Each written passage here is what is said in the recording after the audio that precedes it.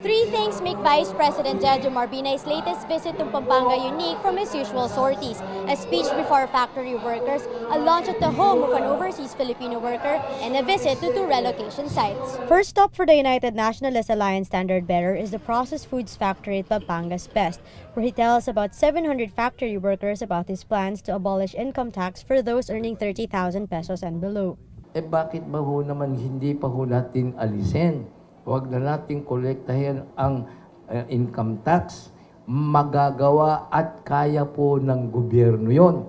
Hindi ho totoo na malaki ang mawawala sa gobyerno dahil sa mawawala yung income tax.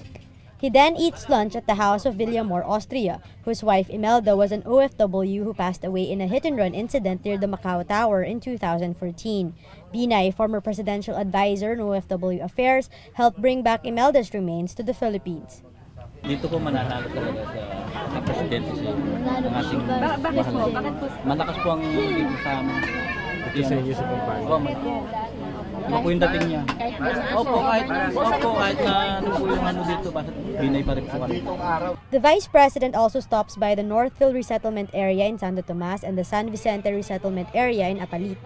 Asked why he is zeroing in on sectoral issues, Binay says he only wants to remind people of what he has already done to help Filipinos. Itong mga visits na ito is a reiteration of what I've been doing. Ito, OFW family. Yung aking pinanggalingan, tumulong sa OFW. Yung kami nga, mga manggagawa. Tama-tama maipaliwanag sa kanila na tama lamang na yung income tax matanggal na. It's a timely change in the Binay campaign, whose chances of victory in Pampanga is anyone's guess in this four-cornered fight. Former President and now re-electionist Pampanga 2nd District Representative Gloria Macapagal Arroyo is believed to be backing Binay, but Arroyo's ally, Governor Lilia Pineda, already endorsed Liberal Party standard bearer Mar Rojas. Angeles City Mayor Ed Pamintuan is also supporting Davao Mayor Rodrigo Duterte.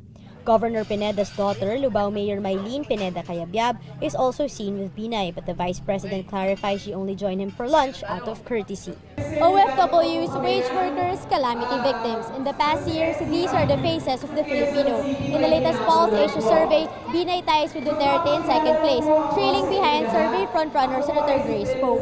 While highlighting his narrative as the champion for the masses helped Binay weeks before the elections, Mara Cepeda, Rappler, Pampanga.